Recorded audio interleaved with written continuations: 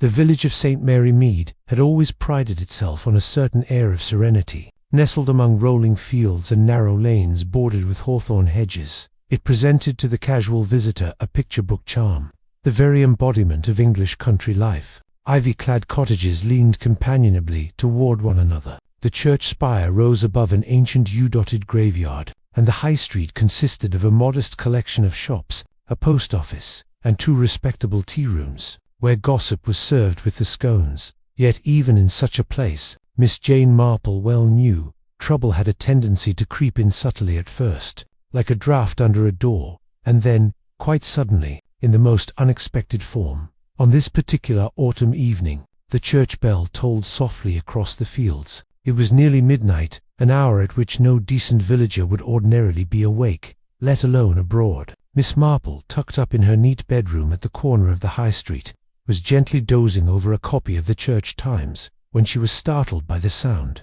The bell struck once, twice, and then a peculiar silence followed so profound, so laden with something unspoken, that Miss Marple found herself sitting upright. "The church bell," she murmured, peering into the dim glow of her bedside lamp. At this hour, how very curious. Her mind, well accustomed to the habits of the village, immediately began sifting through possibilities. A prank, perhaps, a mechanical fault, or, and here her pale blue eyes narrowed, something rather more sinister. The following morning, the bell was the sole subject of conversation at Mrs. Price Ridley's coffee morning, to which Miss Marple had been invited. "I assure you, Jane," declared Mrs. Price Ridley, a formidable woman with a stiff collar and an air of perpetual indignation, "it was positively wicked. To ring a church bell at midnight. A mockery, that's what I call it. People thought it was an omen. My maid was in tears." "I dare say she had other reasons," murmured Miss Marple, gently stirring her tea. "I heard it myself," chimed in Mrs. Clement, the vicar's wife, her brow furrowed. "I thought at first Henry had risen to attend some parish emergency, but when we went to the belfry this morning, the rope was quite undisturbed."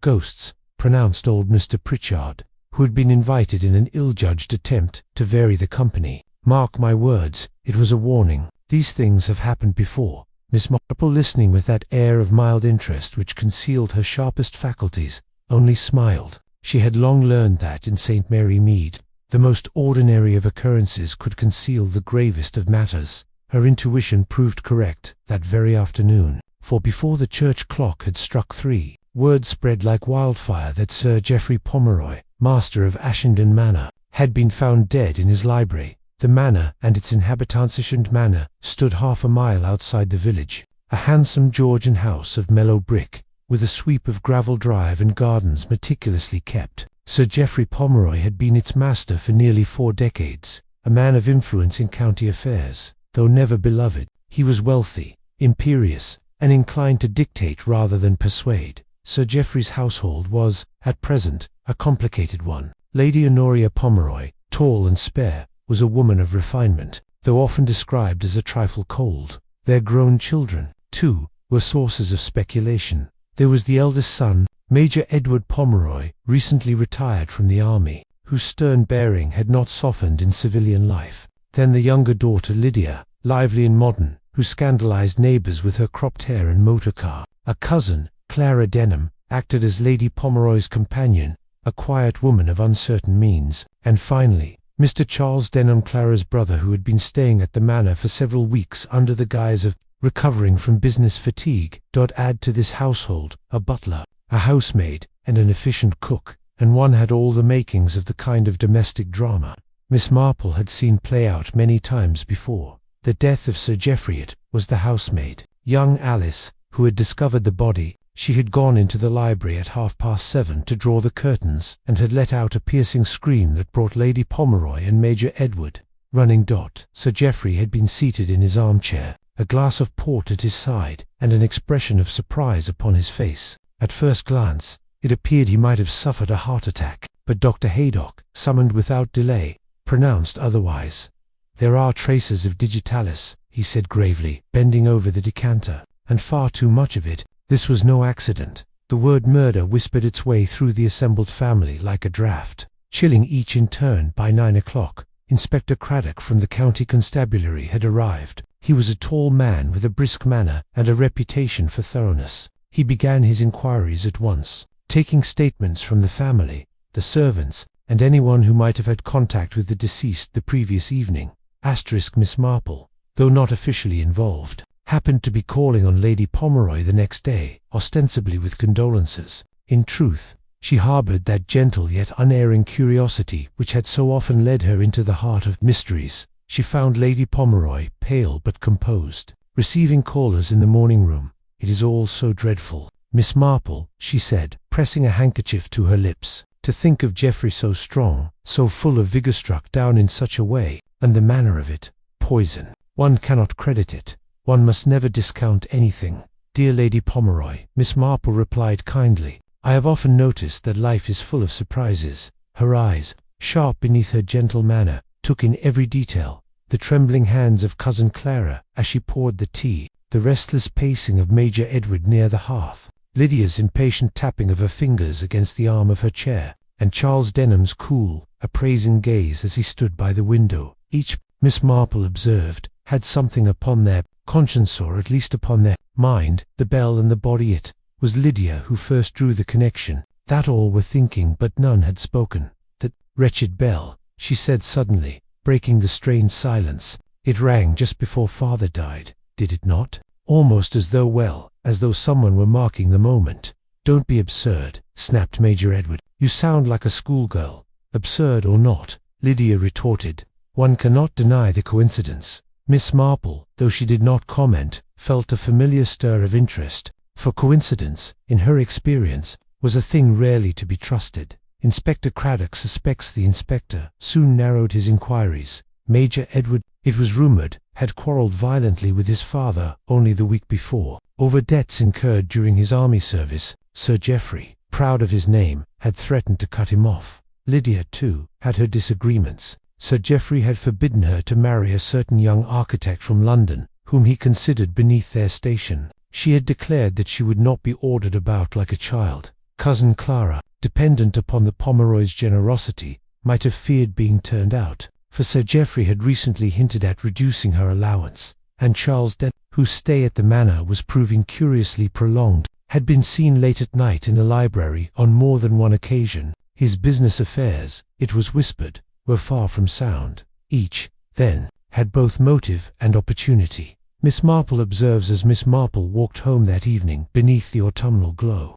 She reflected with gentle precision. She had seen in her long life that the surface of respectability often concealed dangerous undercurrents. Families, after all, were but small communities, with jealousies, rivalries, and passions running as deep as in any village. "The question," she murmured, pausing to adjust her shawl against the chill, "is not merely who might have wished Sir Geoffrey dead, it is who had the patience and the knowledge to bring it about." And then she recalled again the tolling of the bell at midnight, a sound that had unsettled the entire village. Was it, as Lydia suggested, more than coincidence? Was it intended as a signal or perhaps a warning? Miss Marple, with her delicate, bird-like steps, returned to her neat cottage. She set the kettle upon the hob, reached for her knitting, and allowed her mind to wander quietly over the puzzle that was unfolding. For she knew, with that unerring certainty born of experience, that the truth of Sir Geoffrey's death would prove far stranger and far more revealing than the village yet suspected, and thus the stage was set for a most curious investigation, the mystery of the bell that rang at midnight.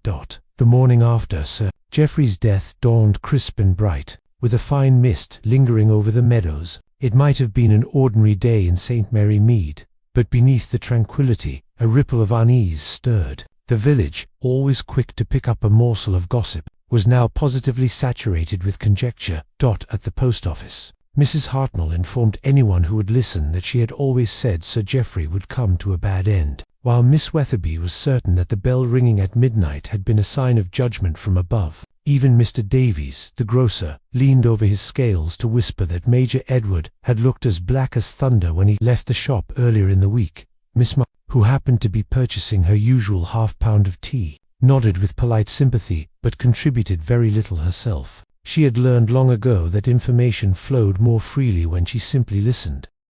Inspector Craddock, at work at Ashenden Manor. Inspector Craddock was conducting his inquiries with commendable efficiency. He interviewed the servants first, a practice Miss Marple always approved of. Alice, the housemaid, still pale from shock, insisted she had seen nothing unusual. "Only that Sir Geoffrey was reading when I left the room last evening," she said, "and there was the glass of port, just like always." Mrs. Briggs, the cook, declared stoutly that none of her kitchen stores had been tampered with. "And I keep the medicines locked in the cupboard," she added, crossing her arms. The butler, Simmons, proved more difficult. A tall, solemn man with a lined face, he answered questions with a bare minimum of words. Yet it emerged, after some pressing, that he had indeed been in the library the previous evening, carrying in the port decanter. "At Sir Geoffrey's request," he said stiffly. "It was his habit, sir." Craddock frowned. "And afterwards, I retired to my pantry, as is customary."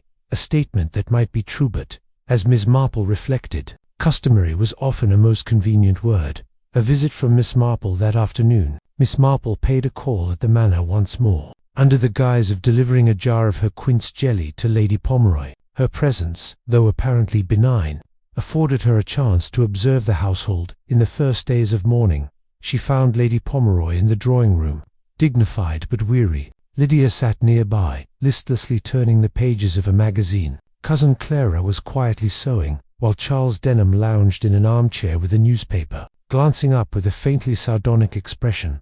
"My dear," said Miss Marple gently, presenting the jar, "a little sweetness may be of comfort in such times." "You are very kind, Miss Marple," Lady Pomeroy murmured. "It is all so bewildering. The inspector comes and goes, and there is talk of an inquest. One scarcely knows what to think." "One must think of small comforts," Miss Marple said, settling herself primly on the edge of a chair. Her needles clicked softly as she drew out a piece of knitting. "Knitting is a great solace in times of trial, I always find. It keeps one's hands occupied when one's mind is too troubled." Charles gave a faint, ironic smile. "I should think murder requires more than knitting to unravel." Miss Marple glanced at him mildly. "One would be surprised, Mr. Denham, at what a piece of wool can suggest. Knots, for instance, are very telling. Small observations." It was during that quiet half-hour that Miss Marple noted three things of interest. First, Lydia's impatience. Her foot tapped restlessly,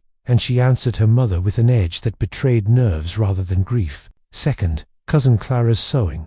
Her hand trembled, causing the needle to catch more than once, and her eyes, though downcast, flickered often toward Charles Denham, as though seeking reassurance. And third, Charles himself, outwardly calm, yet his fingers drummed on the armrest in a manner that betrayed tension. When she rose to take her leave, Miss Marple made a small, seemingly innocent remark. "It must be very strange indeed, Lady Pomeroy, to hear the church bell so late at night. Did none of you notice who might have rung it?" There was a slight pause. Then Major Edward, who had entered only moments before, answered curtly. "Superstition, Miss Marple. Someone from the village playing tricks, nothing more." But Miss Marple, with her talent for hearing what was not said, caught the flicker of Lydia's eyes toward her brother at that precise moment. Craddock Conferson's Spectre Craddock, though not yet inclined to take counsel from amateur sleuths, was not unaware of Miss Marple's reputation. He encountered her outside the manor gates that very evening, and paused to exchange a word. "Well, Miss Marple," he said briskly, "you've heard the talk, no doubt. It seems every soul in the village has a theory." "I dare say they do," Miss Marple agreed placidly. "It is always so when tragedy strikes. People will make connections even when the connections are sometimes misleading." Craddock raised an eyebrow. "And what do you make of it?" "Oh, I should not presume," she said modestly. "Only it has often been my experience that when a bell is rung, one should pay attention to who benefits from the sound. It may not be the one who pulls the rope." Craddock looked at her with a mixture of curiosity and suspicion. He had not yet decided whether Miss Marple was merely a harmless old lady or a mind worth reckoning with. The village. Rumours multiplied. Some whispered that Sir Geoffrey had been on the point of changing his will. Others claimed that Lydia had been seen driving to the railway station late at night, perhaps to meet her forbidden suitor. Still others muttered that Charles Denham had creditors closing in upon him, and that his presence at Ashenden was more convenient than entirely innocent. Miss Marple, strolling about the village lanes with her basket, gathered these morsels with quiet efficiency. She knew that rumours, like weeds, often concealed the true flower one was seeking. Tea with Dr. Haydock was Dr. Haydock who provided the first solid clue. Miss Marple, calling upon him under the pretense of inquiring after his rheumatism, found him in a state of some agitation. "I don't mind telling you, Jane," he said, pacing his surgery, "the dosage of digitalis in that port was no accident. Someone measured it carefully. It's the sort of thing that could only be done by someone with access to the drug and a fair knowledge of its effects." "Ah," said Miss Marple, her needles clicking. "And who, in this household, might that be?" "Lady Pomeroy keeps a supply for her nerves, prescribed some years ago," he replied reluctantly, "but the bottle is accounted for, none missing, and Clara Denham has occasionally asked me for tablets, though only in small amounts." Miss Marple nodded, her eyes thoughtful. "Yes, one must always consider who might seem the least likely. Appearances are so very deceptive, don't you find?" A disturbing discovery 2 evenings later. Another event unsettled the village. The verger, Mr. Matthews, discovered that the church door had been left unlatched. Inside, on the floor of the belfry, lay a glove, a woman's glove, pale kid leather, with an embroidered edge. The discovery sent the villagers into a fresh flurry of speculation. Whose glove was it? How had it come to be there? And most alarming of all, had someone entered the church again at night, intending to ring the bell once more? When Miss Marple was shown the glove, she examined it closely. "How very interesting," she murmured. "This sort of embroidery quite modern, and I should say it belongs to a young lady." Her mind, however, was not on Lydia, as the villagers immediately supposed. Miss Marple had observed, on her recent visit, a pair of very similar gloves tucked carelessly into Cousin Clara's sewing basket. Miss Marple reflects that evening. In her cottage, Miss Marple sipped her tea and allowed her thoughts to settle. The pattern was emerging, though still obscured by shadows. Sir Geoffrey had been poisoned deliberately. The midnight bell, whether a signal or diversion, was no accident, and the household at Ashenden was entangled in a web of secrets, each strand tugging against the others. She thought of Edward's anger, Lydia's defiance, Clara's nervous glances, Charles's ironic composure. Motive abounded, but means and opportunity, that was another matter. Knitting slowly, she recalled something her nephew Raymond had once told her, that families were like novels, full of hidden chapters, and she, Jane Marple, had always been rather good at reading between the lines. "Very well," she said aloud, to the quiet room. "If no one else can hear what that bell was saying, I must listen more carefully myself." And with that, Miss Marple prepared to step quietly but firmly into the heart of the investigation. The inquest into Sir Geoffrey Pomeroy's death was held in the draughty hall of the village institute. A handful of jurymen, chosen from local shopkeepers and farmers, sat solemnly while the coroner read aloud the facts of the case. The atmosphere was hushed, heavy with curiosity and suppressed excitement, for in St. Mary Mead such events were as compelling as a play at the theatre. Miss Marple, seated discreetly near the back, observed the proceedings with her usual quiet attention. She had learned long ago that inquests were less about discovering the truth than about revealing how people behaved when pressed. The inquest Dr. Haydock gave his evidence first, explaining that digitalis poisoning was unmistakable. The coroner asked a few technical questions, to which he replied with curt precision. Simmons, the butler, testified next, recounting how he had served the port. His manner was grave, even haughty, as though offended at being obliged to explain the routines of his profession. "I poured from the decanter, sir, as I have done every evening these past 10 years. I cannot answer for what may have been added before or after." There was a murmur at this.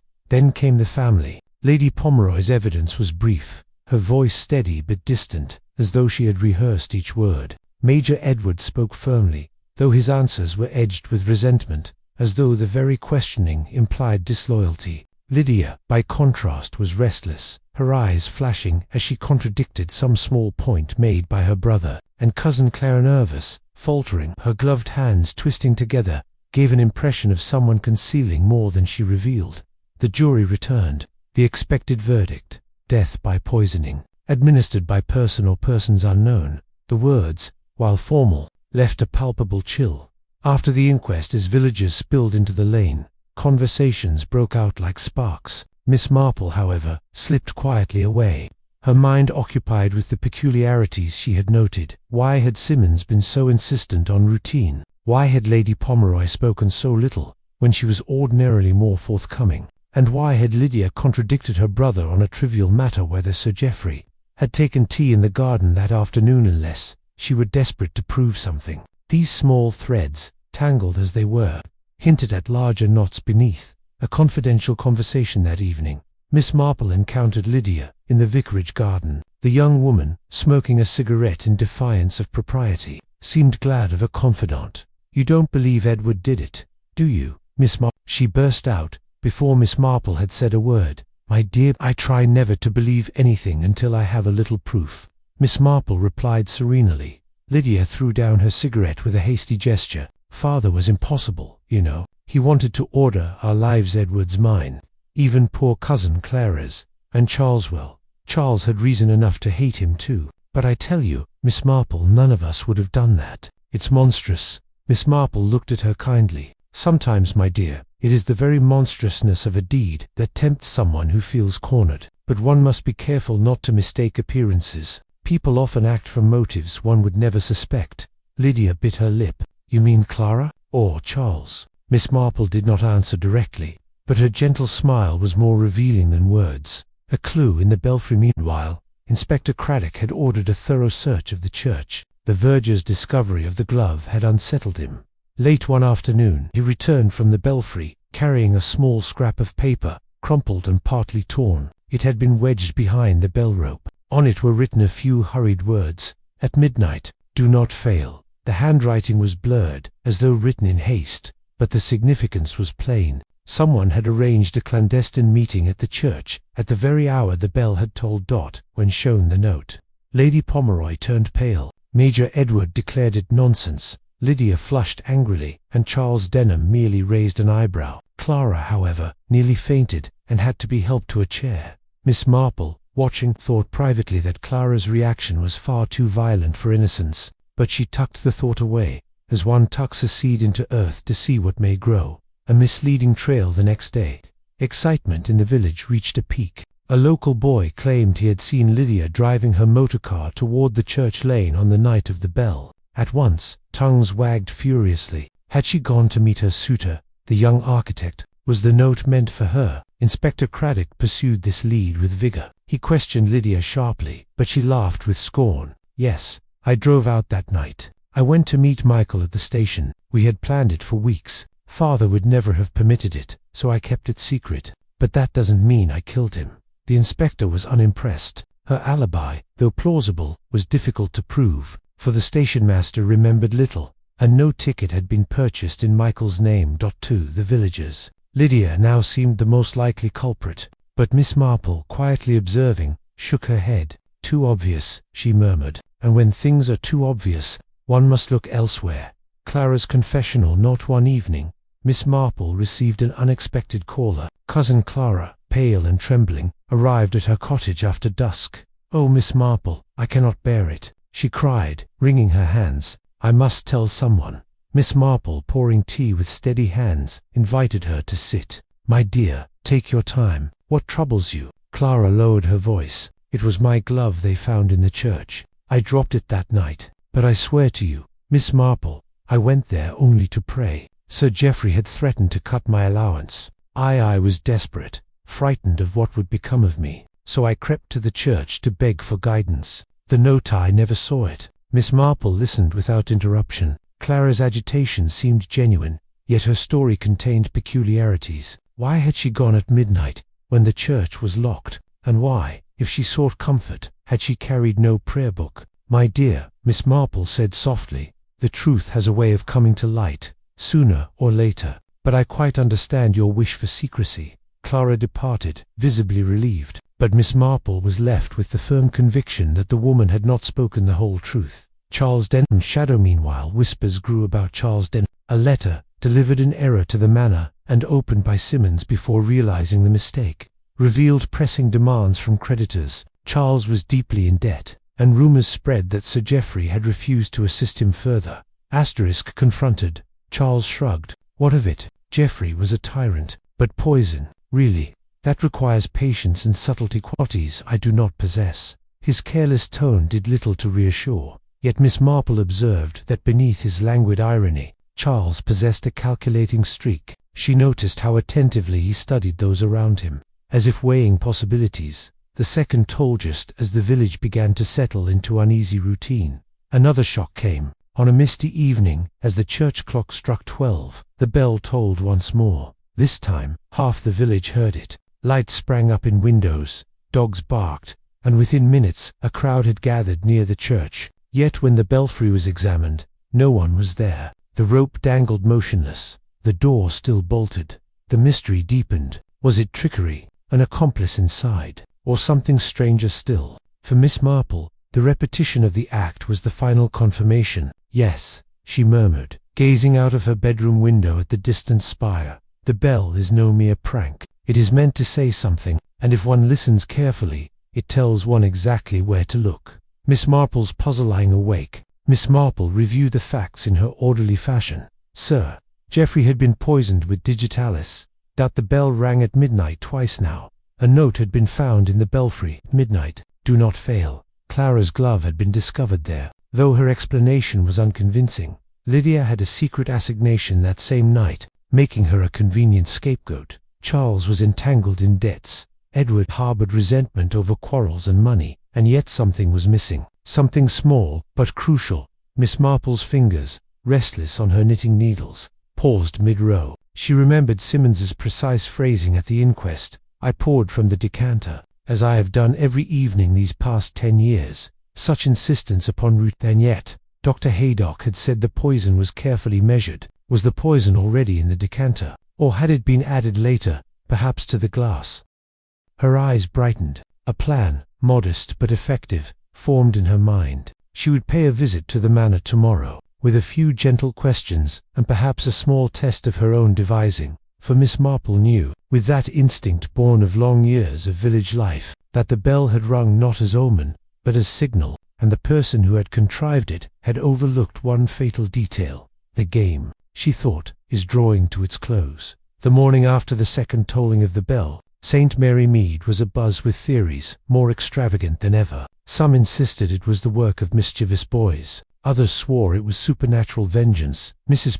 declared at the grocer's that she had never felt less safe in her own bed, while the vicar tried to calm his flock by assuring them that evil deeds, however alarming, were always the work of fallible mortals. Miss Marple, sipping her tea in her neat little parlour, did not speak of supernatural causes. She had seen too much of human nature to believe in such explanations. The bell, she was convinced, had been rung with deliberate intent to create confusion, to cloak an action, or perhaps to mislead. The note, the glove, the second toll all pointed toward a mind clever enough to devise a scheme, but not clever enough to reckon with the eye of an old lady who had spent her life quietly observing human weakness. A visit to the manor that afternoon. Miss Marple paid another visit to Shandon Manor. She was welcomed, albeit reluctantly, by Lady Pomeroy, who appeared increasingly strained.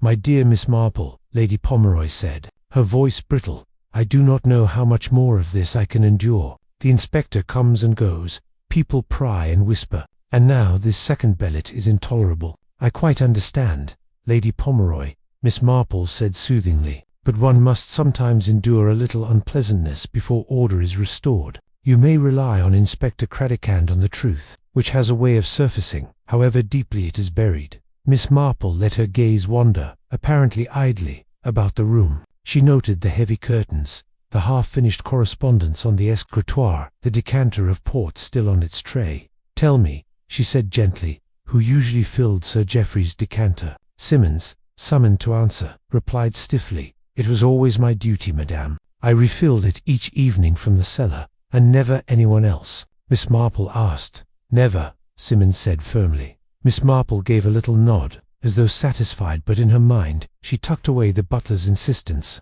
It was too emphatic. People who told the truth rarely emphasized it quite so strongly. Inspector Craddock's frustration. Inspector Craddock, meanwhile, was becoming increasingly exasperated. He had pursued Lydia's movements, Clara's glove, Charles's debts, and Edward's quarrels. Yet no clear evidence emerged. Meeting Miss Marple outside the manor, he confided, "It's a puzzle, ma'am, and I'm dashed if I see the answer. Too many motives, too many secrets, and that blasted bell, why would anyone ring it, if not to draw attention?" Miss Marple regarded him kindly. "Sometimes, Inspector, the very act of drawing attention is intended to prevent one from looking elsewhere. It is rather like a conjurer's trick. The hand that waves the handkerchief is not the hand one ought to watch. Craddock gave her a wry smile. If you've a theory, Miss Marple, I'd be glad to hear it.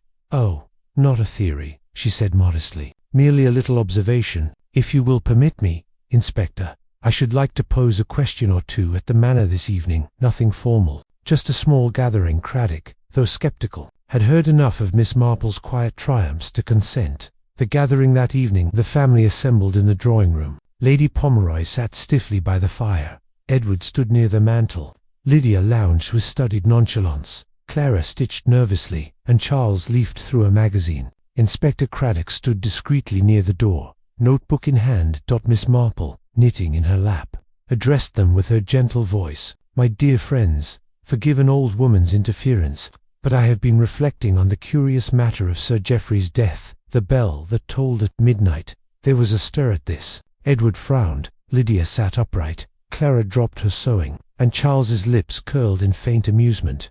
You see, Miss Marple continued, bells do not ring themselves, nor do notes write themselves, or gloves wander into bell. Each of these things was arranged to create a particular impression. Impression? Edward demanded. What impression? That Lydia was involved, Miss Marple said mildly. The glove, the note, the gossip about her motor coral pointed neatly in her direction. Too neatly, and when things are too neat, one must suspect design.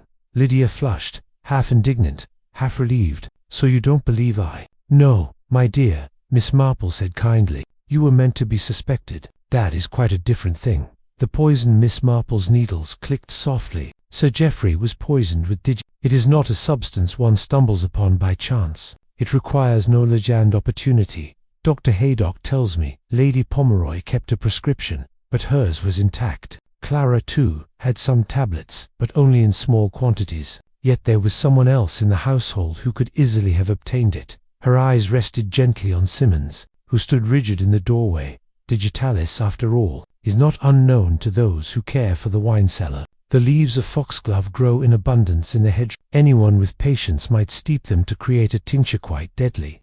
If added to a decanter. Simmons started, then composed himself. Madam, I protest. But Miss Marple raised a placid hand. Pray forgive me. I do not accuse yet. I only point out that the decanter is a convenient vehicle, and who handled it daily, who insisted, at the inquest, with such emphasis, that he alone filled it. My experience, you see, is that people who tell the truth do not protest so very much. The room was silent. The bell's true purpose. And now, Miss Marple went on. The bell, why was it rung? At first, I thought it a warning or perhaps a signal. But then I reflected. The first toll was heard the night Sir Geoffrey died. The second that was clever, was meant to suggest that the first had been a mere prank, a repetition to confuse the issue. But in fact, the second toll revealed the truth. For only someone with a key to the church door could accomplish it. All eyes turned to Simmons, who turned pale. You see, Miss Marple said gently, the verger, Mr. Matthews, keeps the key locked in his vestry. Yet I happen to know, her eyes twinkled, that Simmons has long assisted with certain church duties, including polishing the brass. He had, therefore, access to the duplicate key. Who else could slip inside unseen, and ring the bell at precisely the right moment? The motive. But why? Lydia cried. Why would Simmons, our butler of 20 years, do such a dreadful thing? Miss Marple's voice softened. Because, my dear, long service does not always mean loyalty. Sir Geoffrey, for all his authority, was not beloved. Simmons had been slighted, dismissed as a servant, never as a man. And when Sir Geoffrey threatened to reduce the household, to cut allowances, perhaps even to dismiss long-standing staff, well, desperation breeds boldness. Simmons trembled. Lies, all lies, not lies, Miss Marple corrected gently. Truth, stitched together from small pieces. Your haste betrayed you. You contrived the bell, the note, the glove, to cast suspicion on others. But like many who weave to fine a web, you entangled yourself. The second toll of the bell was your undoing. Craddock acts. Inspector Craddock stepped forward. Simmons, I must ask you to accompany me.